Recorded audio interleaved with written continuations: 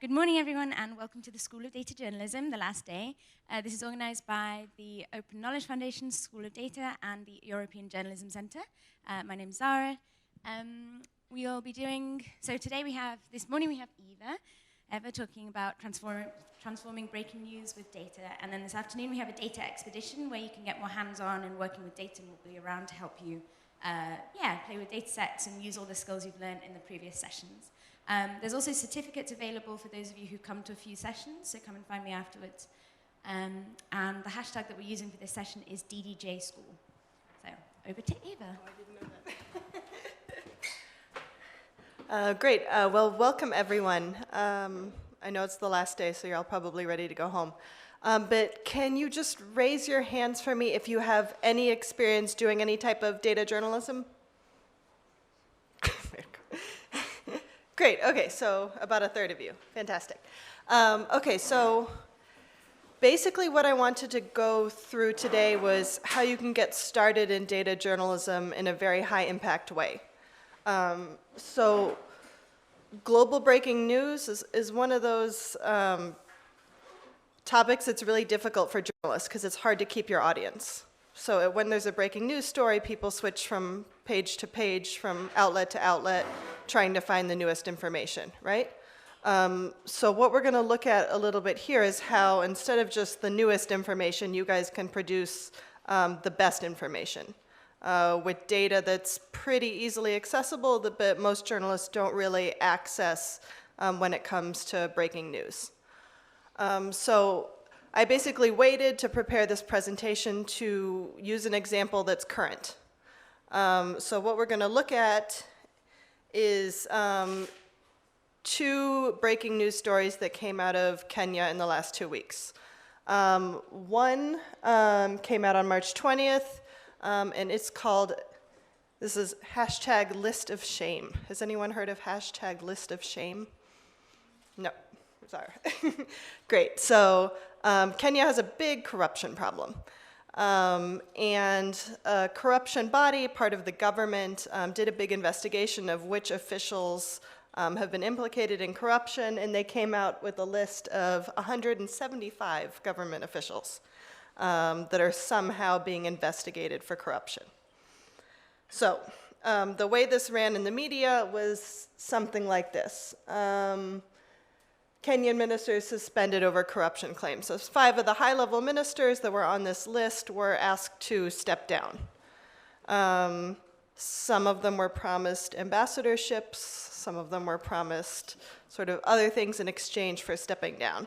So you can see, this is from the BBC. This is from the Mail and Guardian.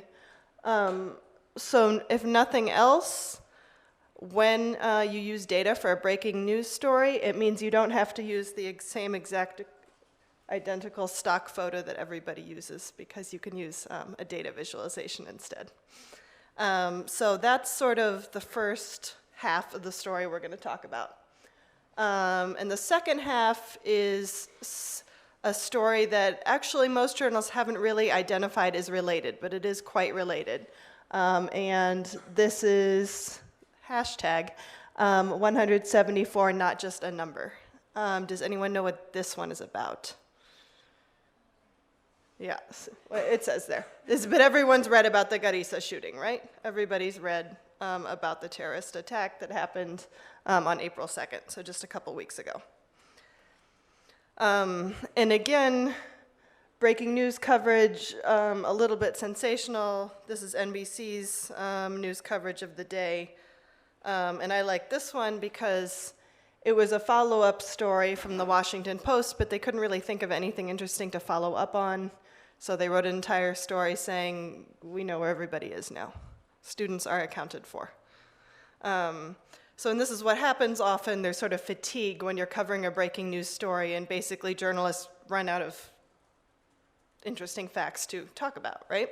So we're going to look at sort of how those two topics, which were covered very superficially in the international media, actually, if you followed the hashtags, especially internally to Kenya, raised a whole lot of questions about how those two events were connected in the future of not only of Kenya, but also of stability in East Africa. And usually that's kind of the conversation that happens like in policy magazines.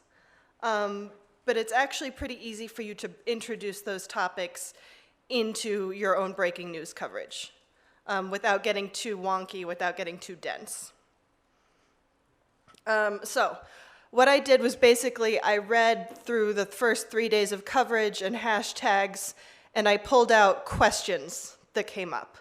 So these were kind of the issues that both the international community and the Kenyan community were concerned about.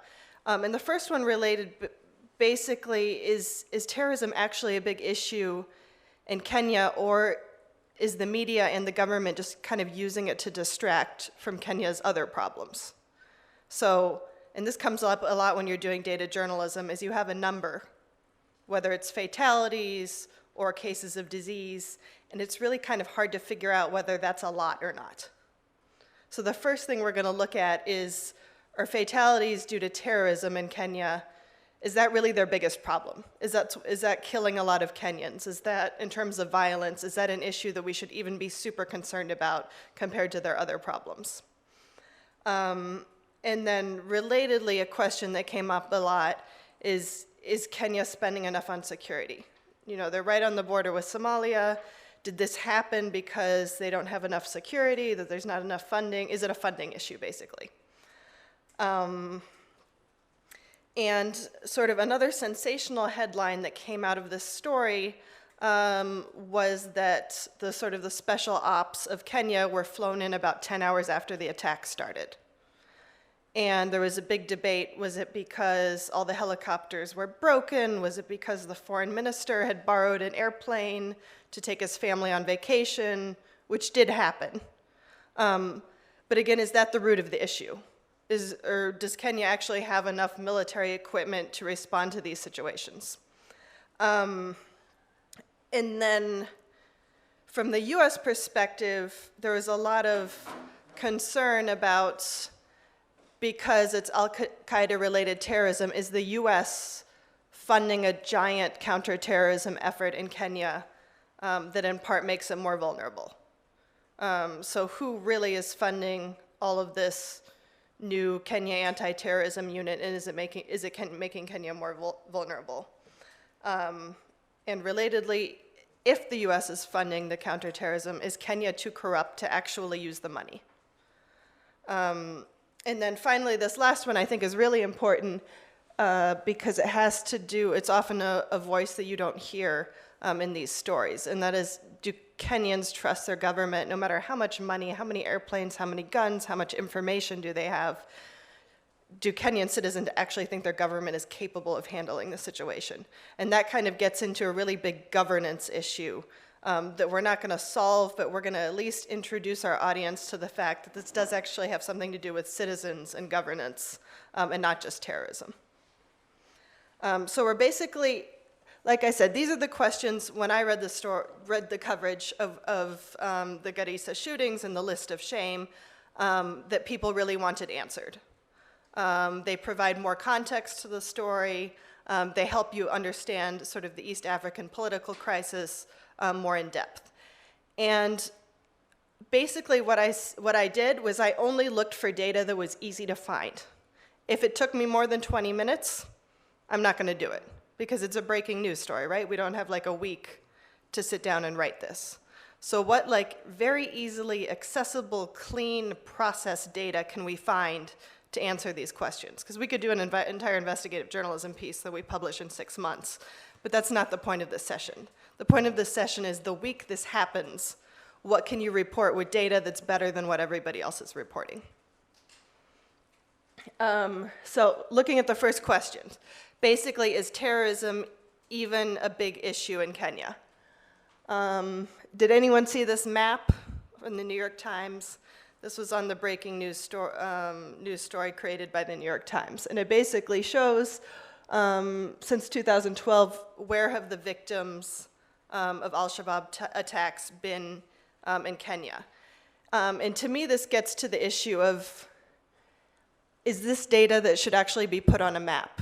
Is it relevant to you, like where geographically in Kenya the attacks are taking place? Or is it more important to know the magnitude of the attacks. So basically, I saw this, I was like, good, it's good that somebody's collected the data. There's been 600 people killed in terrorist attacks since 2012. Good to know. Now, I need to find data to show, is this a problem? So how does this compare to other causes of death, violent causes of death in Kenya? So what I'm basically looking for is homicide data. To basically see what portion of homicides are actually related to terrorism. What I basically did under this question, I was like, where are all the possible places I can get this data? The obvious one would be the Kenya police website, which doesn't exist, so not there. The Kenya Open Data Portal, which has data only up to 2010. The World Bank data was a little bit old, but I just went database through database. It took me about 2 minutes on each database to find where can I find homicide data. The United Nations Office on Crime and Drugs, they have international global statistics on homicides, so I figured they're my best bet. I almost went and scraped a PDF report on homicides in Kenya, just in case I Googled it and I realized somebody had already scraped it for me. So the statistical group had already created a searchable database of homicides around the world, including Kenya, from this database. And I think that's a pretty common mistake we make when we're first getting started in data, is you find the PDF report and you're like, yes, I'm gonna scrape this. If it's something like global homicides, probably somebody else has already thought of that too. Like probably somebody's wanted to do a story about global homicides. So it's always worth it to look to see if there is a database with that data more easily available. So again, this last one was where I found the most recent data. And it's not super recent. It goes up until 2012. You can see there, number of homicides. So it's kind of useful because it gives me an idea of trends. So here's the data, and I basically did a visualization, and you can see that violence in Kenya and homicides, they do have a security issue. Kenya definitely has a pretty growing security issue. You know, in 10 years, it's almost doubled the number of homicides. And again, the reason I didn't do this as a rate, like how many people die per 100,000 people, is because with the terrorist attacks, we have one number. 600 people in 3 years have died. So 6,000 people compared to about, you know, between 2,500 and 3,000 dying a year, that's kind of a lot of people dying in terrorist attacks. That's between 5–10% of homicides related to terrorist attacks. So this, for me, kind of answered the question that, yes, in Kenya, it's worth it to talk about homicides. There's probably a lot of other reasons that it's, you know, probably violence against women is a big cause. But compared to how many people in Kenya die of other causes, terrorism is a pretty big cause. So it is a problem for Kenya. It's something worth talking about. So that, for me, that was kind of my first step. I showed Kenya. I can make the argument now that Kenya is becoming a more dangerous place in general, and increasingly terrorism is one of those factors. Okay, so since I've established that, yes, security issues in Kenya probably need to be addressed, my next question is, so is Kenya spending enough on security? And again, I did the same thing. Where could I find this data? Every country usually has a treasury site that has a fantastically long PDF that nobody understands with a budget breakdown. So I could get it there. Again, Kenya Open Data Portal, no luck.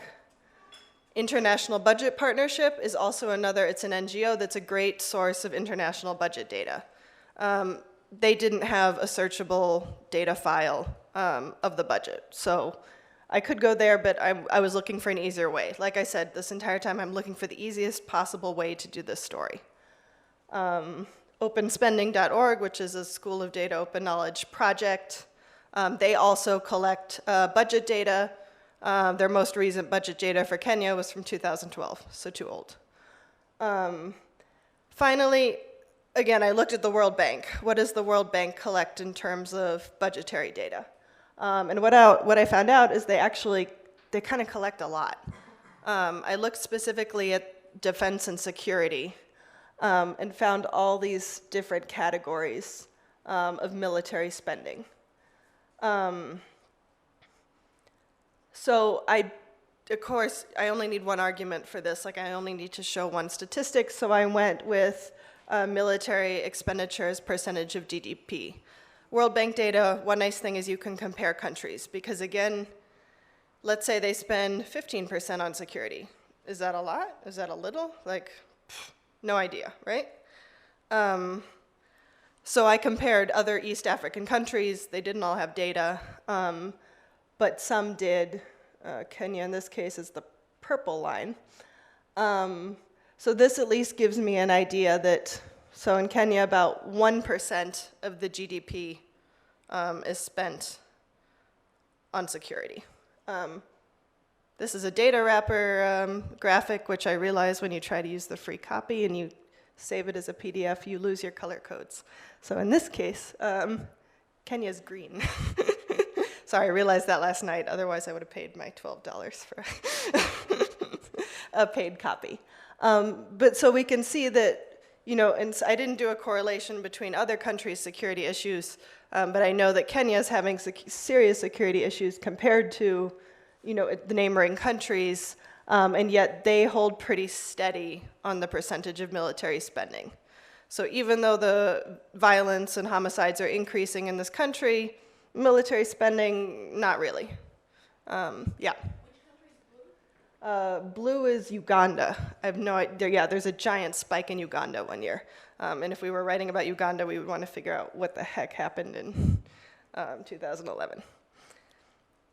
So again, this, for me, it doesn't give me all the answers, but it tells me that maybe Kenya is not ramping up security spending like it should be. So my next question, why were there no planes or helicopters? It's kind of a tricky question to answer. We know one factor was that a lot of them were broken. But this also kind of gets to the question of Kenya's security spending and how they're prioritizing funding. So again, how can I figure out how much Kenya's spending on airplanes and helicopters? I was like, shoot, how am I going to figure this out? Again, the first three yielded nothing. United Nations Office on Crime and Drugs also doesn't have that data, so I just Googled it. Who has data on arms trafficking? And it turns out the Stockholm International Peace Research Institute has an arms transfer database. I hadn't heard of the Stockholm International Peace Research Institute, so I didn't know if that was a reliable source of data. So I Googled them and found out the World Bank and a lot of other sources use them. So that, to me, seemed like a reliable data set. So the way it breaks it down is by year, you can see how many millions of dollars they're spending in each category. So this is how the data came. I could search either by what they were buying or what countries were supplying it. In this case, I'm less interested in what countries are supplying it than what they're buying, because aircraft was what they were saying, that they didn't have enough aircraft to get soldiers out there. So we can see here, though, that actually they bought again, I lost the colors there. You can see that aircraft is that giant. In 2010, they bought a bunch of airplanes. And this is a really important data point, because if you look at the Kenyan media, there's a lot of stories coming out about how they bought basically old Soviet aircraft that can't be fixed.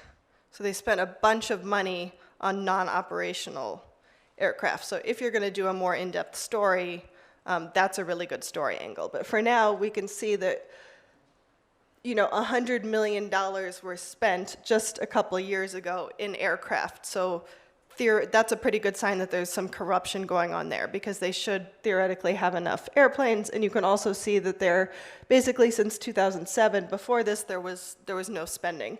So over the last few years, they have been spending more and more of that security budget. More of that is being spent on military equipment.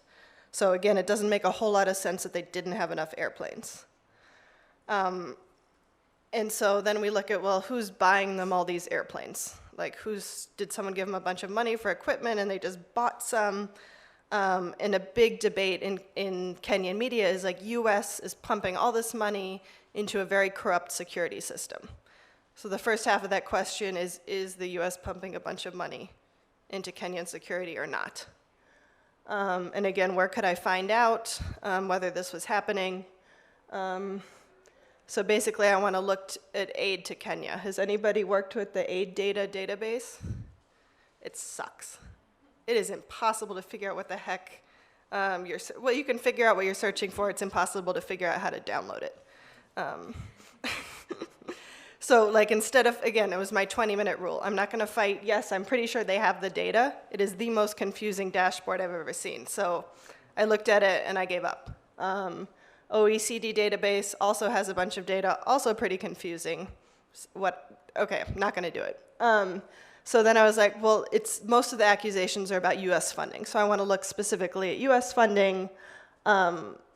The US has this big database of all aid they're giving out. So I did get a spreadsheet from them. It was a little more detailed than I needed it to be because it was mostly about health aid and education aid.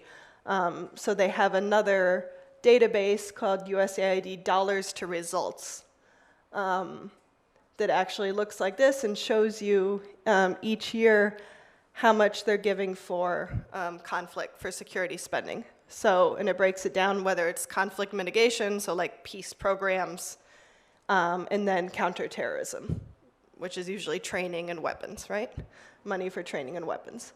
I also like this because the site is called Dollars to Results, and there's nothing about results. There's only things about dollars. So this is what I used. They had the last 3 years of data, which I scraped. And then you can see that there is, the year of Westgate is 2013, so the last major terrorist attack, there was a giant spike in US funding for security. So that kind of answers, like puts this subject, they keep quoting people saying, oh, it's, you know, the US is funding all this security work, but nobody actually ever goes to figure out, well, how much money are they actually giving to Kenya? So you can kind of put that topic to rest and say, at least until 2013, this is exactly how much money they were giving. Again, my 20-minute rule. I could probably get the data for 2014 from another database, but it was taking me too long. So in a follow-up story, I might do that, but again, I just need something that I can report on quickly. So this is my graph. Again, light blue is specifically counterterrorism. And you can see how much it's increased lately. So the big question basically for Kenyans is the US is pumping a bunch of money, weapons, training into a corrupt security force. Corruption is kind of a tricky topic to measure. So I basically was like, what data can I find on corruption-related topics? The Gini index is a measure of inequality. It's kind of related. Unfortunately, it didn't have any recent data. There's a Transparency, Accountability, and Corruption Index that the World Bank produces. Again, they didn't have data past like 2012. And then, so what I did is I went to more local sources. So Transparency International and Afrobarometer, which are basically, it's not hard data, it's surveys. It's public opinion surveys in these countries. They have a good, reliable methodology. I trust their data source, and luckily for me, both Transparency International and Afrobarometer had studies from 2014. So this is going to be by far my most recent data. Because up until now, I have spending to like 2012, homicides to 2012.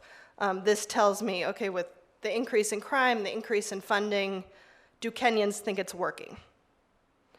So I found the Afrobarometer summary report, not the actual data. I asked them, hey, where's the actual data? All I can find is your press release. And they said, we release our data 1 year after our report. I'm like, that's not useful.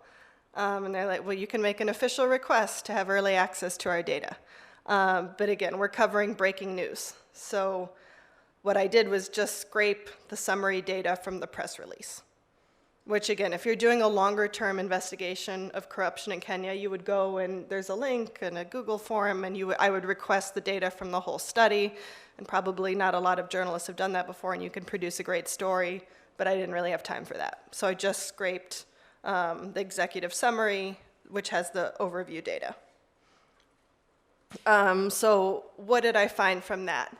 I got 3 different data sets from both Transparency International and Afrobarometer. One was the bribery index. So which government institution is most subject to bribes, which institution is perceived as most corrupt, and an opinion poll about do you think corruption has gotten better or worse from 2013 to 2014. Those are the 3 kind of data sets I picked out as particularly relevant to my topic. Because again, I wanted to answer the question, does the Kenyan public have confidence in protecting their people against terrorism? So, no. Police are thought to be the most subject to briberies in Kenya. So one of the things the president said was like, I'm gonna call up 10,000 new police recruits to help us solve this issue. So we know from this that that is probably not the way the Kenyan public would think is the best way to address this issue. It turns out also those 10,000 police recruits were being investigated by the court for corrupt recruitment practices. So it's 15,000 new corrupt police recruits. Probably not going to help the situation. So this statistic is particularly relevant to my story since the police are topping the bribery list. Again, this public opinion poll, 3 out of 4 Kenyans think that all or most of the police are corrupt. So instead of talking about we need to hire more police recruits, the conversation should maybe be about how do we fix a corrupt police force, right? Followed again right by government officials, 46% of the public thinking that they're corrupt. And then finally, 2 out of 3 Kenyans think the situation has gotten worse from 2013 to 2014. So these opinion polls give kind of the sense of urgency to a problem. Like this recent attack on Garissa, it could be a tipping point. Like this is bordering on like a major governance crisis with Kenyans completely losing faith in their government's ability to govern. So those, again, I had a 20-minute limit for finding data to answer each of these questions. It did take a little longer to clean the data and to create these visualizations. But in just a couple of days, it gave me a much richer picture of terrorism, this terrorist attack in context. You could write stories about these. You could write one every day focusing on a different topic. One day focusing on, increasing insecurity in Kenya, one day focusing on the corruption in the police force. You could, each time you do a follow-up story on the Garissa attack, you could include another data point, or you could put them all together in one story to sort of provide your audience with a more in-depth picture of the situation. Another thing this data points to is, well, how are you going to cover this story in 1 week or in 1 month? If you're doing continuing coverage in East Africa, what questions does this bring up? So what would you want to investigate in the future? So a lot of it is about accountability. Are they going to investigate the security failures? Still, for the Westgate attack, we're not even sure the names of all the victims. So is anyone going to be held accountable for this security lapse, or is somebody just going to retire? This fantastic list of shame of 175 officials being investigated. Can you track that? Can you track whether people are resigning, whether they're getting ambassadorships and other cushy posts? Are they coming back to work? That's a really interesting topic to track. And then switching more to the Western angle, can you do a story tracking the effectiveness of public funding for security? So is the West making the situation worse by funding a corrupt police force? And then finally, like, are these anti-corruption measures being put in place? Are they effective? It's great to have a list of 175 people being investigated for corruption, but in a country with so much corruption, like in 2 weeks, everyone could just be like, everybody could be cleared of charges. The Western media would never have written any story except that first one saying 5 ministers resigned. And the public might think, oh, well, things got better, right? So will anyone actually follow up to see if all these people, these 175 people, just continue about their merry way? And then this last issue is especially important because what the government is doing now is they're trying to scapegoat the Somali Kenyan population. So they're trying to shut down the biggest refugee camp in Kenya and send all those Somali refugees back home. Which is very much relevant to the global audience because this is millions of people who would be sent back to a failed state. And the government has threatened basically to take away attention from itself, to say, oh, we'll fix it as long as we get all the Somalis out of our country. So if any of you are interested in investigating these topics, there's usually, and this applies to most countries that you'll look at, there will be public access to fiscal audits. So there should be an audit about how the military and the police are spending its money. There's parliamentary accountability reports that you can access. So if the parliament has investigated a specific topic, like for example, human rights violations against suspected Somali terrorists in Kenya, because they're copying the US and starting to just, rendition people, assassinate people suspected of being terrorists. And the parliament investigates those issues. There's a budget implementation review, so again, overall, how is Kenya doing in implementing its budget? And then finally, the entire list of shame is public. So after you do your breaking news story, if you want to look more in depth at budget accountability or terrorism or whatever, there's a lot of resources that would take much more time, but they are locally available resources that you could begin to investigate. Just to give you an idea of what these documents look like, this is the list of shame. So you can see the case number, the allegation, and the allegation is pretty specific. It's saying corruption in the tender process for the purchase of this specific item. So again, you could scrape the entire tender database and then cross it with everyone being investigated for violations of acquisition practices. It's got all the people's names, which institution is most corrupt. You could do an easy data story on which institution is being most investigated. And then most dollar amount involved, and then court dates.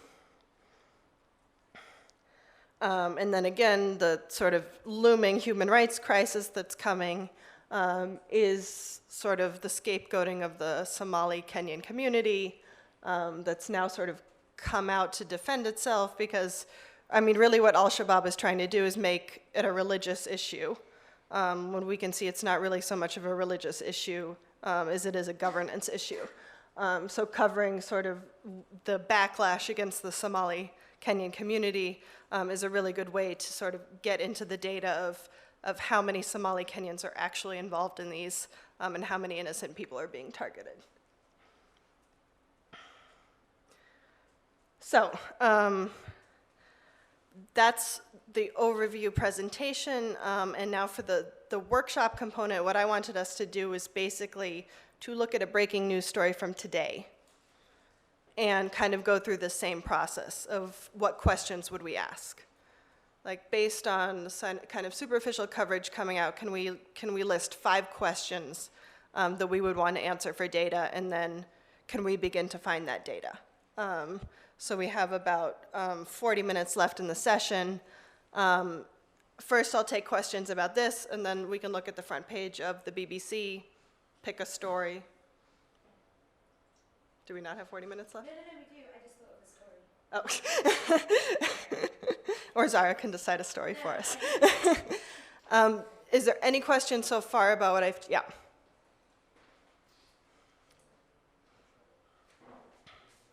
Yes, thank you for your presentation. I like your approach. I like the way you try to go further, and even in a breaking news context to give more information and not only copy what others do.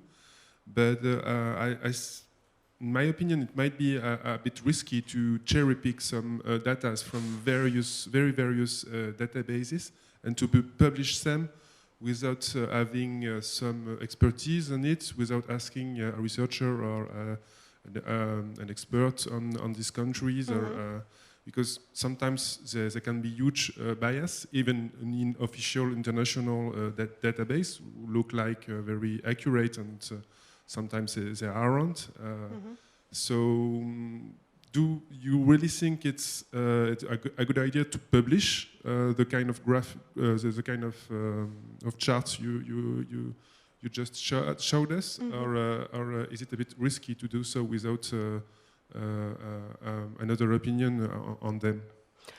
That's a very good question, and I think that's a topic I sort of glossed over. Just because you have data doesn't mean you stop doing your job as journalists, right? So, but this can really help you inform your questions when you do go to ask for a comment from a political scientist or an economist in your country. Because, you know, when breaking news happens, they get a million calls from journalists saying mostly, can you comment on what's going on in X country? But if you come with a question saying, I notice there's an upward trend in homicides, whereas security spending is flat, can you tell me what factors are contributing, you know, to a lack of increase in security spending and an increase in the homicide rate? Like, then the person, first of all, they know that you know what you're talking about. And they can say, actually, yeah, they can say exactly that. Actually, the homicide rates that the World Bank reports, that's police data. We don't really think that's reliable. And then maybe you would throw out that graph. But yeah, I think it's always a good idea to get feedback from your sources. And something I find surprising among journalists, because all of our job is to ask questions, right? That's kind of our profession. For some reason, journalists don't like asking questions about data. Like, they don't like to call the source. Yeah. Yes, while I really absolutely understand what you're saying, it's the common excuse of newsrooms to not look into data. And in this work situation, when one looks at data, it feels strange, insecure. Like, it's not what we're used to. When we do an interview, what's your opinion on that attack? I take that, I print it, you know, it's one opinion, and it's kind of giving a bias to the whole story. Yeah, so the interviews, the Vox Populi, are just one element. Late last night, I was talking to Gregor Eich from the New York Times, who is now on a quest to go even deeper with data-driven journalism in a newsroom, and he's rereading Philip Meyer's Precision Journalism from 1962. And he says it's amazing what they say in that book, because what Philip Meyer advocated in 1960 was using the techniques of social science, like correct surveys, data sampling by a newsroom, that you would really reach out and have a system how you call people and avoid bias in that. Avoiding, that's what he told me last night, the black man, the person that is not covered because you had a wrong methodology. So you're right about distrusting the data that we just take over so. But what Eva was saying is a very structured approach to what questions have been asked and what could I add some layer of information with the bribery index. I think the strongest data she found was about the distrust in the police force, because that is the actual issue there. The issue is not one attack and how to avoid it, because there will be another attack and another until Kenya, which was on a rise in economic-wise, is at a breaking point and falls back 10, 20 years. So I think what you did was worthwhile reporting, as good as it gets, but it shows, and there you're right, the lack of understanding and resources, because we cannot start collecting data in the moment when stuff happens. We should have started on an ongoing basis. That's what we're saying about data-driven journalism. We want to do data journalism driven by data. So it's both in there. That's my opinion. I understand your point. I'm not saying that we shouldn't use data or we shouldn't have a data-driven approach doing journalism. I do some, but on some project I've been working on, I realize that sometimes, because we have the data set, because we are able to build a map with it, with Google Fusion Table, for example, there is a kind of vertigo. You say, okay, because I have the data, I am able to tell the story, and I am able to draw the conclusion on a particular topic. And from my experience, that's not true. Data is a good way to ask questions, but on most subjects, on most topics, as journalists, we don't know much, even if we have the data with us. And there are people, scholars and teachers and experts who are working on some countries or some precise topics inside a country for years, and especially in a breaking news context. If you start working on a country the morning because something happens there, like a terrorist attack, then you can't become an expert just because you have cherry-picked some tables and some data, and you know how to do a pivot table in Excel. That's not enough. You have to be aware of that. Otherwise, you're going to do some big mistakes just because you found somewhere on the internet in an institution site a data set that looks like informative to you. Perhaps it's not. Perhaps it's just crappy methodology behind that. You have to be, yes. Even an authoritative expert can have like a bad morning, and like it's like you should be skeptical about everything, not just data, and data probably in particular, because you weren't the one collecting it, but like in general, journalists should be skeptical and interrogate and understand whether it's possible. Like if there's like that spike in Uganda, like that's probably a mistake in the data. I mean, but we see that, and if you have a bit of experience working with data, you can get that, and you can ask, why is this possible? And if you can't answer that, probably it's not possible, and probably it's the wrong data. But yeah. And I think what Mirko brought up is another important point, that journalists do use that as an excuse a lot to not get involved in data, but it doesn't stop them from quoting politicians who they know are probably not telling the truth. And I think part of that has to do with, because you put whatever the politician says in direct quotes. So in some way, if the journalist reports the Ministry of Health said there was a 5% increase in, children's death, in quotes, that's not really the journalist taking responsibility. Where if he finds that data on the Ministry of Health website in a data table, he's reporting that directly. And some journalists get uncomfortable with actually having to take ownership of, these are the facts as I found them, instead of just, this person said this thing, this other person said the opposite thing, and that's my story.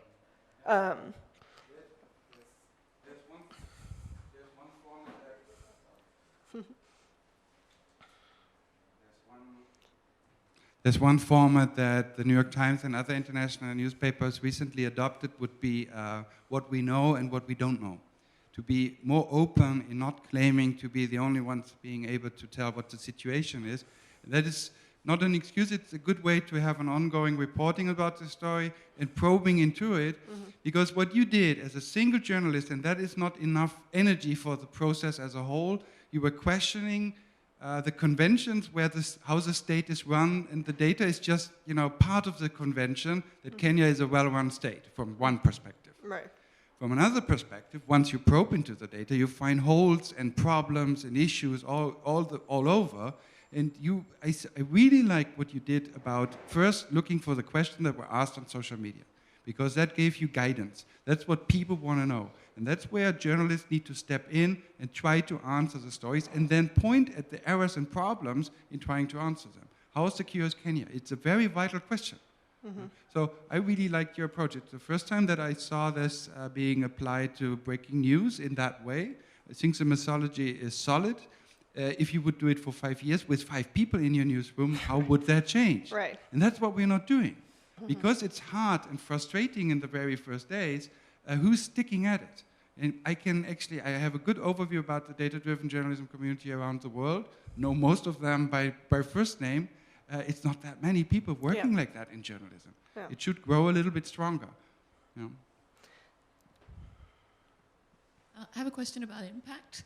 Sure. And I don't work in data journalism, but sort of more broadly, in my own work, I found that when we, in breaking news or a sort of a hot news situation, when you try to augment that with something which, you consider, I don't know, it's either deeper or smarter or, something, by the time you roll it out, everyone's moved on because the news cycle is so ruthless, it doesn't differentiate between, it's not, there are no apples and oranges, it's all about timeliness, basically. So I just wondered if you have had that experience. Like the ruthlessness of the news cycle just almost wipes out your efforts. You work so hard on something and then it just dies. Right. I think there's a big question among journalists is, especially when you do these kind of visualizations into your story, is, are people sharing my story? Because I think they do get shared a lot, but are they sharing them because of the impact and the content being really important? Or are they sharing them because there's interactive visualizations? Because as soon as you put a map or an interactive visualization, especially on social media, it's going to get shared a lot. And I think we have a really hard time distinguishing about, did we actually overcome people's short attention span and provide them with more in-depth content that might have taken half a day longer to produce than the breaking news story? Or do they just like interactive things? And I think that's kind of globally a question. Even something the New York Times has. Like they don't have a way to measure whether people just like sliding up and down, all the interactive bits, or are they actually learning and engaging. And one thing I tried to do in these visualizations was I don't assume people are going to follow my train of thought. So if you can see, the charts didn't have titles, they had headlines. They had headlines like you would put in a newspaper article because they were supposed to show, what's important. 2 out of 3 Kenyans think, the country is more corrupt this year than last year. You can read that in the chart, or you could not bother. So really trying to make, people really, really don't care about data. Like, people care about people.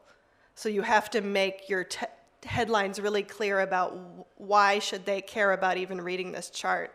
How does that actually relate to people? And I think that's something when I train in Intro to Data Journalism, invariably sort of journalists' minds shut off when they get to visualization and they do their chart and their title is Top 5 Causes of Death in Children Under 5 Years Old in XXX Province. And they forget, that's not a story. You still have to tell a story. That's just some data. If all it took was data, people would go and read, the World Health Organization website, but they don't. So I think part of overcoming people's short attention span is how do I make data actually compelling? And that's, I think, globally there's an open data movement, and there's a lot of think tanks that are starting to collect data, really fantastic data on corruption and on education and health. But they're running into the why don't people care about my data?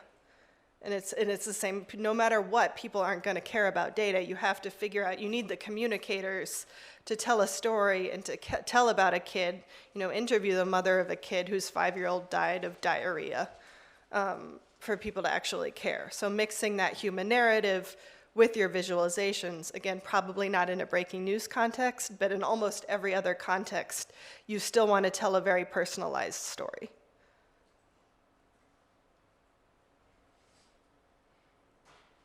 Cool, good. Anything else? All right, so what story should we fix today? I was going to suggest we look at a Italian website to see what the breaking news of the day is, but I don't know if enough of us speak Italian to be able to read the stories. So why don't we just look at the BBC World? Does anyone know of a breaking news story today that would be good to, Zara does, yeah.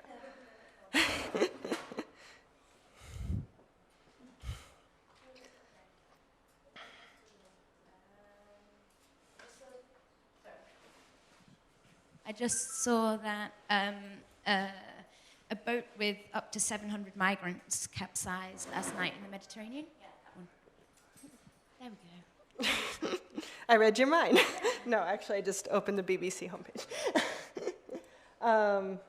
Okay. Has everyone read this story yet? Has everyone heard about this morning, right? So why don't we think about what questions we would want to ask with data? What questions do the public have after reading about this accident? See if we can come up with like 5 questions. So basically, again, our goal is, how do we enrich a breaking news story? How do we change it from X hundred people died, migrants died in the Mediterranean, to the issue, of migrant fatalities? How do we change it into a policy issue? How do we change it into understanding the root of the problem?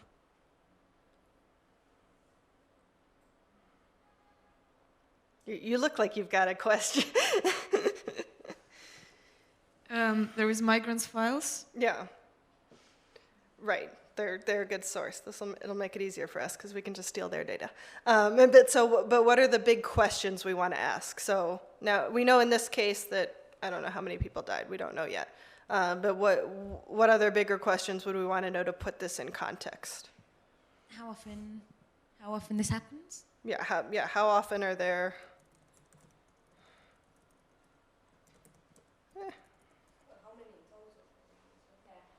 Yeah, how many and how often? Yeah.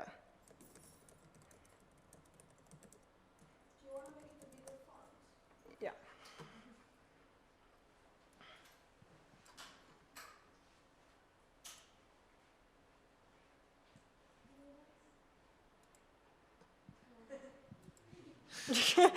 Okay, so how many and how often do migrants die while crossing? Okay. And that's, again, the question of numbers. Is this a big problem? Is this a little problem? Is this specific case big or small compared to... Oh, it's an Italian keyboard. That's why it's killing me. I don't know where the... Okay. What else do we want to know? Are the bodies like Frontex responsible for taking care of them, like not killing them or rescuing them? Yeah, so who's in charge of rescue? And why are they... And maybe how big is their budget?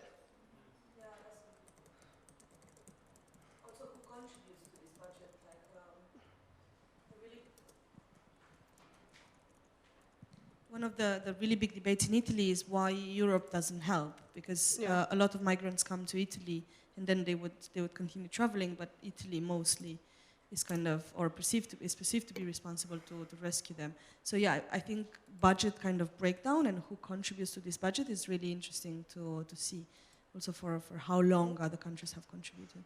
Okay.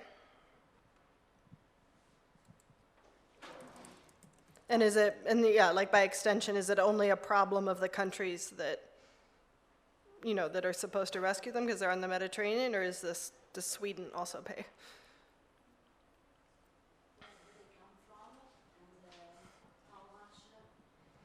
Where do they come from, and how much money do they spend to come here in Italy? Mm-hmm.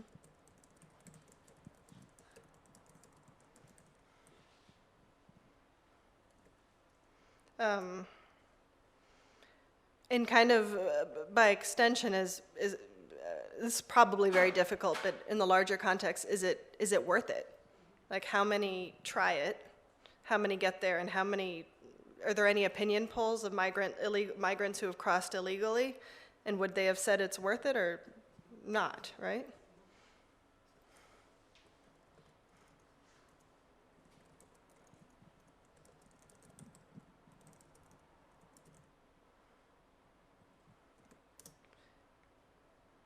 That's good. That's a good number of questions.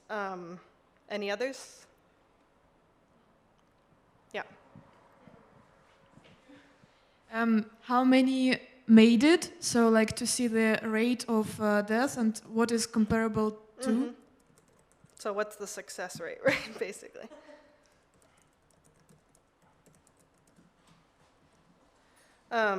And kind of, and also, and then how many are detained or sent back, right? Because even if you make it, that doesn't mean you.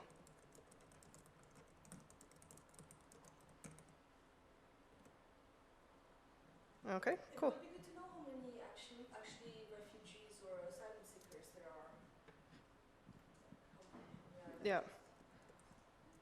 And maybe more as a service to them, how many asylum seekers in which country are more accepted? Like, what's the highest acceptance rate by country? So if you make it, what country should you head for?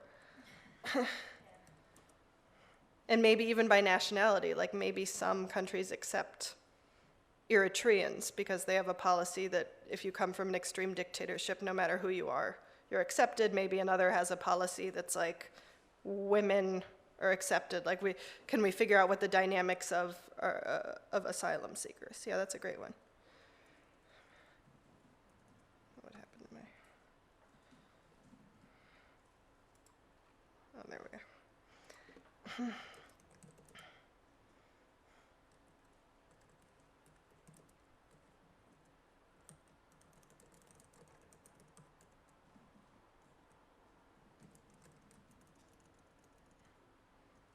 Man's keyboard is killing me. So kind of by demographic, like if you're a young 20-something male, where should you head for? Great, this is a great set of questions. To give us a place to start, if you go in the Google Docs, I have a list of about 30 or 40 international databases. I can't show it to you because I've got two-step verification. It would take forever. But if you go to the link that I tweeted out, there's a giant database. But before we do that, does anyone have any guesses for where we could maybe find this data? So we already know that this is probably, we know that Migrant Files probably has this data, right? Does anybody else have that data? Yeah, which NGOs? Do we know of any? Are there European NGOs tracking this? Does anyone know of any?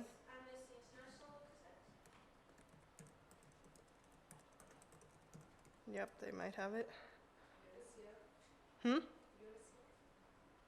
Sorry, I can't hear you. UNCR might have it, yeah. International Migration Organization might have it. So that's a pretty good place to get. Yeah.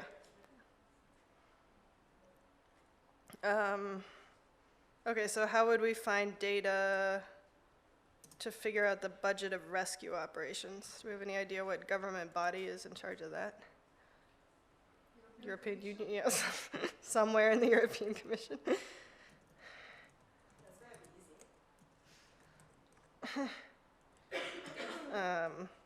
Probably individual governments might have, especially the ones on the Mediterranean.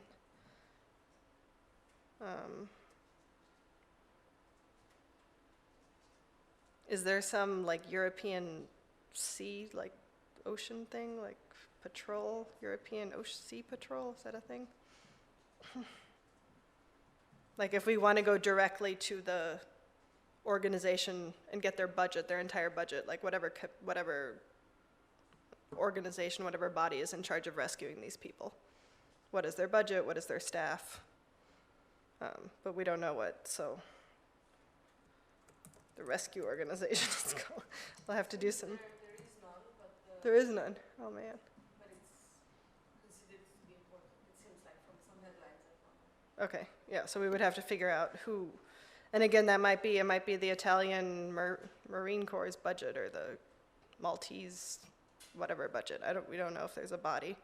And related, is there like a draft budget for the whole European Commission? Like, is there a draft plan or budget for it to be a pan-European thing? Okay, I guess that kind of addresses this. But this, yeah, we might want to know who contributes the budget by country too, right? Who might have that?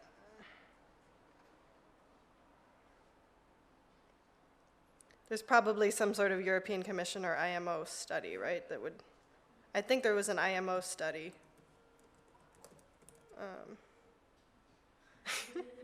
Do we have someone calling in with the data? That happens all the time. Someone just Skypes and is like, hey, I got your data.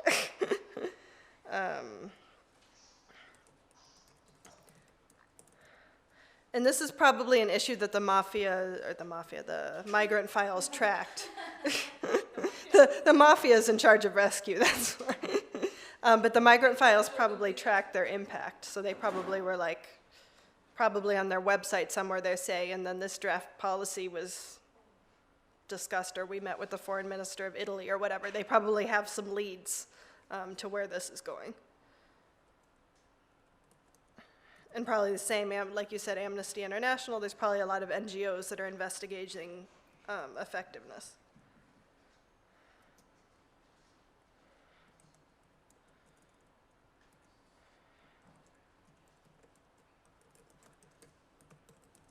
Okay, so this is kind of changing, this is more from the perspective of the migrants, right?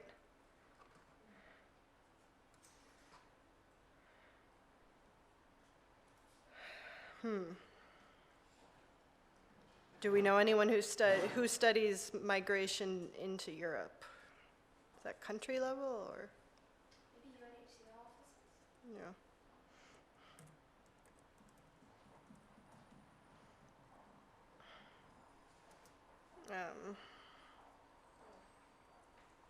This I feel like will probably be a little bit easier because there's probably some kind of survey, right, that they carried out to how much did you pay to get here? Must be a lot of individual stories as well. Yeah.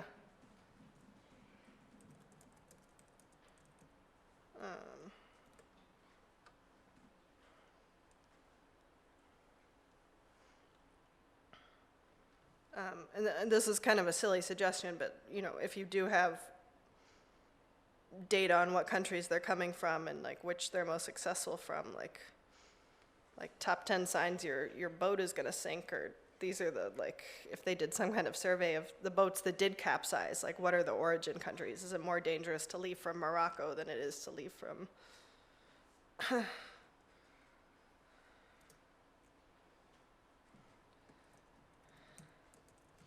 and even, I mean, North African countries probably have some sort of data about how many they've caught trying to go, right?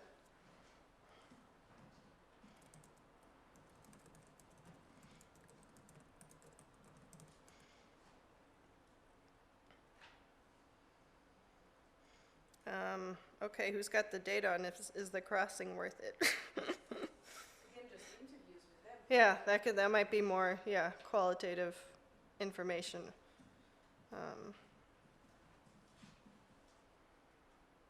This is gonna be tricky, right? This is probably a couple of different data sets. Migrant files, how many died, for sure. Yeah. But it's hard to figure out how many made it, right? Did they actually count arriving boats? Does anyone? There are centers that process the migrants weekly. Yeah. To what extent they publish the data. So like intake facilities? Yeah. So yeah, when they are rescued, there must be some data. Yeah. They call them welcome centers. Yeah. And Greece was in the news, right, this week because they closed all their intake facilities. They let everybody go. So I'm sure something happened. There must have been some human rights report of conditions inside the Greek intake facilities for them to just decide everybody could just go ahead and go in Greece. They let them loose in Greece.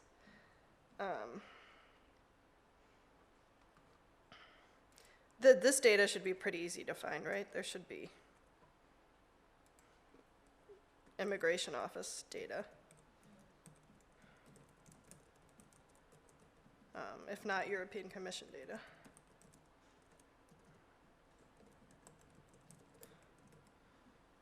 Excellent. Any other data sources? I just found a comment at the bottom of the piece. I mean, so a line in the BBC piece that said, in 2013, about one-third of asylum claims in the EU were successful. The highest recognition rates were for Syrians, Eritreans, and stateless refugees. So there must be data somewhere. So they got that somewhere. Yeah.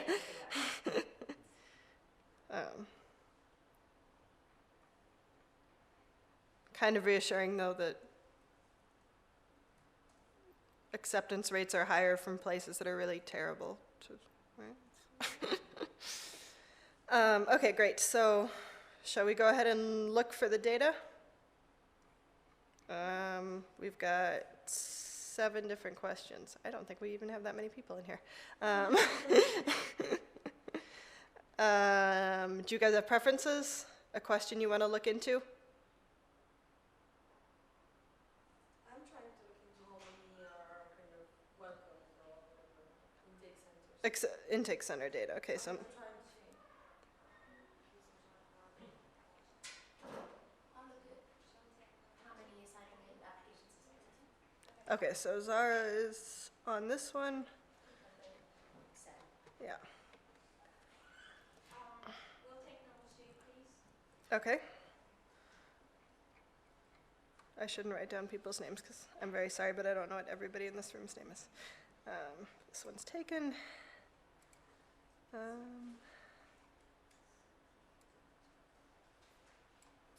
Taken. Milena, you said you were looking at intake centers. Where did they go? A risk analysis report from Frontex.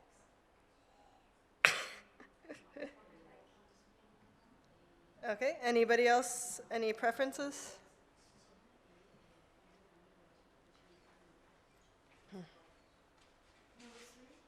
Number 3? Okay.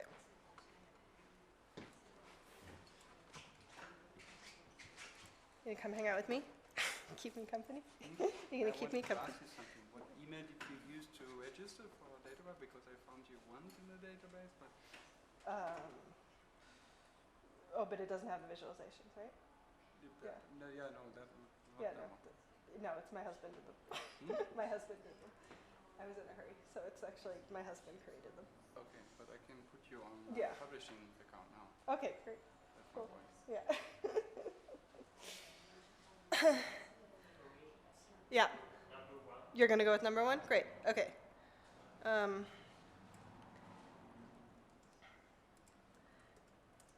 And we actually only have 20 minutes, so we really, really do have to stick to the 20-minute rule. Yeah, right. I'm that amazing at timing, right? And my shuttle leaves at 12:20, so I really.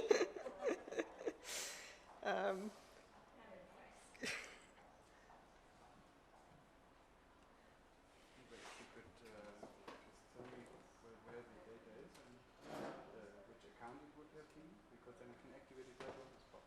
Oh, okay. Well, I mean, my husband created It doesn't it. matter. It's just because Doesn't I'm. matter. It's MAURICIO,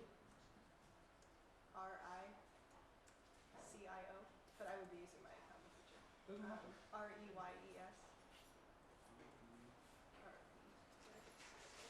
As long as this isn't an Italian keyboard.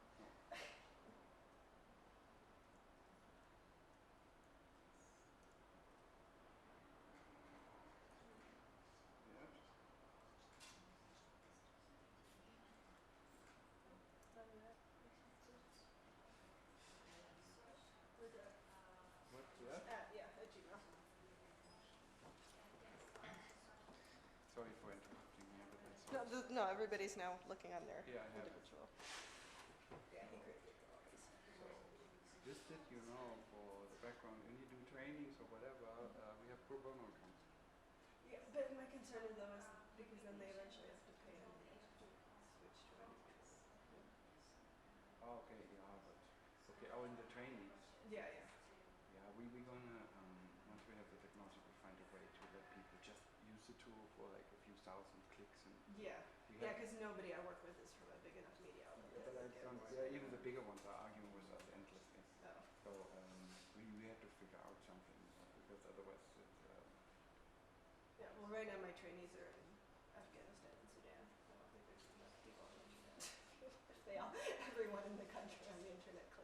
visualization. I don't think they would hit. So, just to show you how relatively easy we can use that. We can add the user here to the product thing.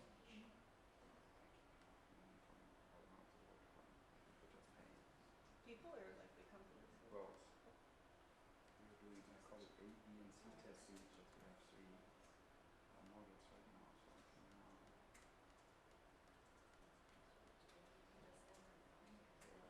through February 2016. And does it work with Persian and Arabic? Arabic, Persian not. Not Persian. We have we're working with Swiss Info and we have right to left charting. I really like the approach.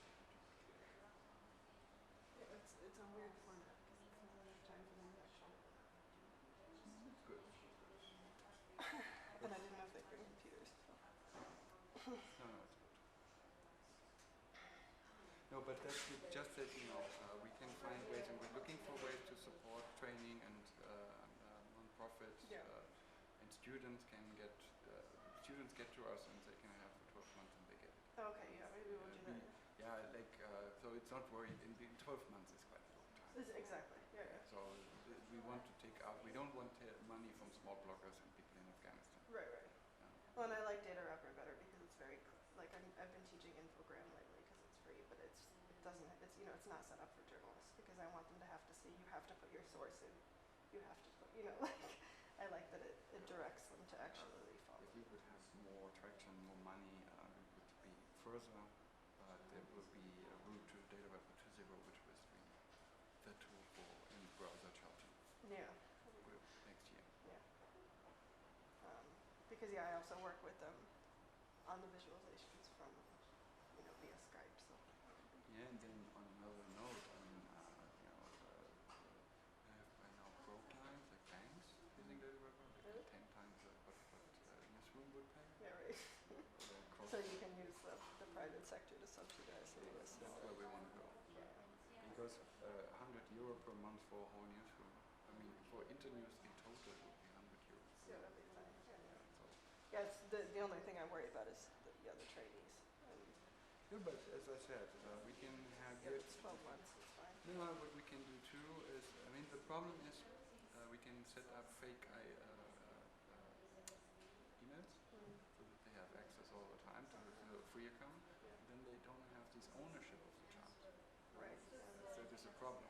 Well, what I realize it's really effective if I can say it's some kind of if it's a prize because they created their own data visualization independently after the workshop. Like if they create one, then if I can give them an account, as a prize or a reward, I realize that helps. Like with CartoDB, it helps them actually, motivates them to actually go do something on their own. Yeah, or we do something like an internews generic account for training. Yeah. That's possible. Yeah, that would work. They would still have access to the data, they could publish it. Yeah. And then, they can write their name into the chart, for example. Right. So there are quite a few options. Just talk to us. Okay, yeah. We're very open to that. Yeah. We're not a big company. Cool. Not working at this moment because of the... And I would like to be in touch for writing up an article on data-driven-journalism.net about this.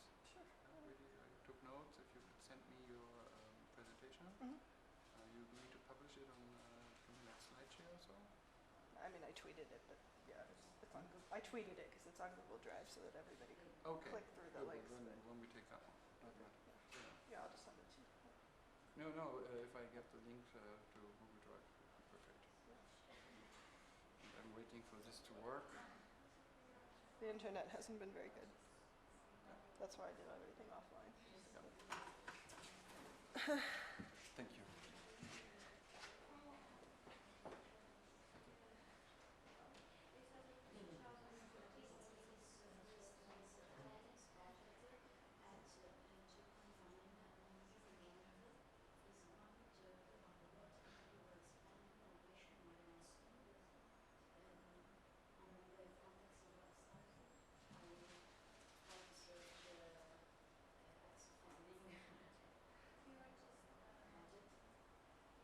We have about 20 minutes left? 10 minutes left. 10 minutes left, so in about 5 minutes, do you guys want to share what you found? If shrunk our limit. We'll take the tab separated. Yeah, it's fine. When you import, you just put instead of comma that it's tab.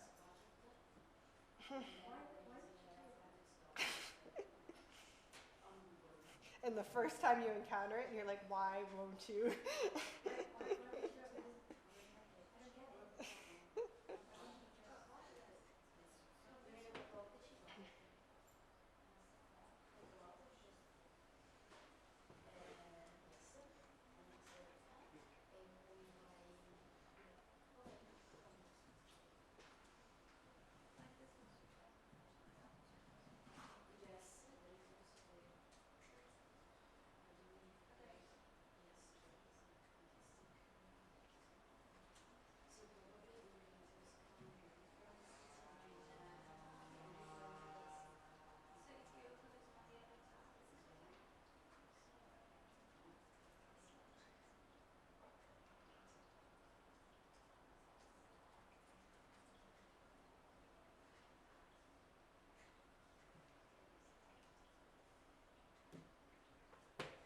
And again, if you're getting stuck, I do have on Google Drive I do have a big list of international databases that may or may not be useful.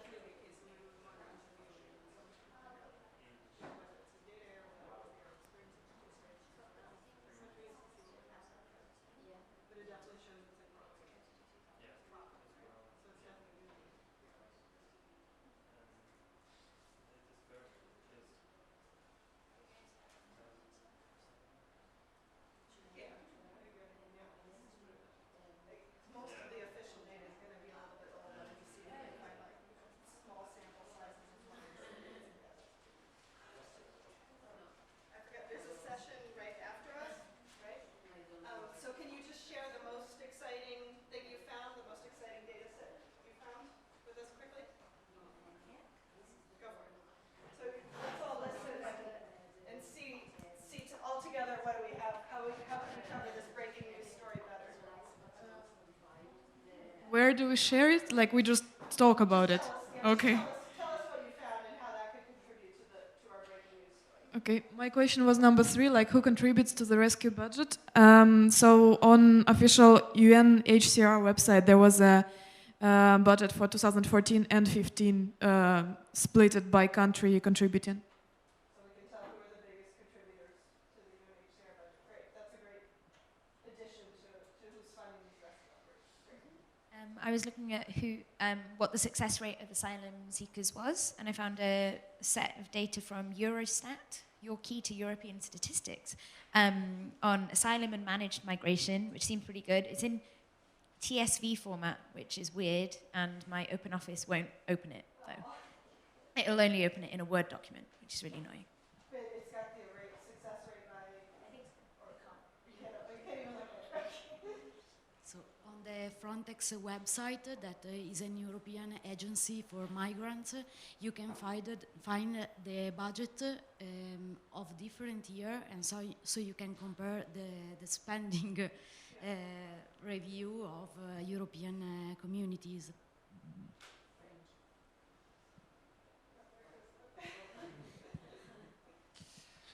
I found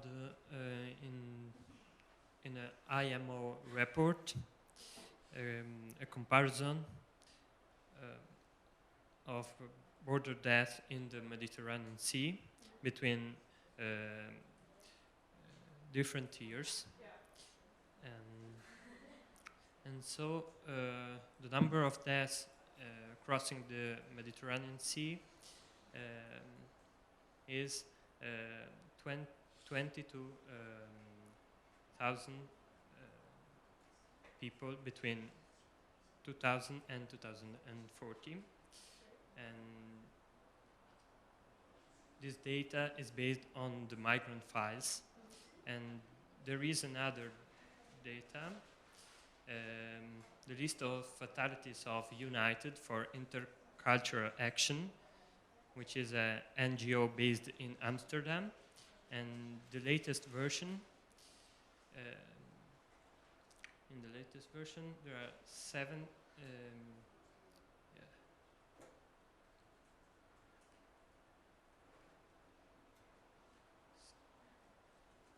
17,000 cases from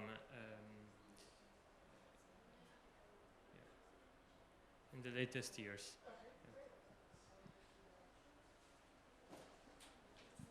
I was looking at how many migrants are kind of received or taken. How do you say that? Taken in. And I did find something on the Ministry of Interior of Italy. It's like horrible example of non-open data. They did some horrible graphs. They thought it will be so interesting if they visualize the data. But probably you can extrapolate a lot. Like there's a table at the end, and if we can scrape that, we have number of migrants in these centers per region. And we actually have this differentiation between people that are requesting asylum and people that they don't know what kind of status they have. So they have this center that breaks them in typologies, and they actually go to different centers. So it's interesting. I think it's interesting, and data is from February 2015. Well, that worked amazingly well. We have how big is the problem? How many people are coming in? Yeah, what's the rescue budget? Where's the budget? Who's paying for the budget? Zara, who can't open her thing. And what's the budget from year to year? So just comparing how big the problem is to is spending ramping up based on how, the increase in the problem. Yeah, way to go, guys. 15 minutes and you have a great breaking news story. So who's going to publish by the end of the day? Some of you work for daily newspapers, right? Yeah. So you'll tweet the link to your fantastic breaking news story. Well, great. Are there any more questions? Okay, well, definitely stay in touch if you need help with stories. I'm a freelance data journalist too, so if you have data projects you want to work together on, if you just want help analyzing data for your news coverage, let us know. Also, School of Data, great for that. And thanks so much.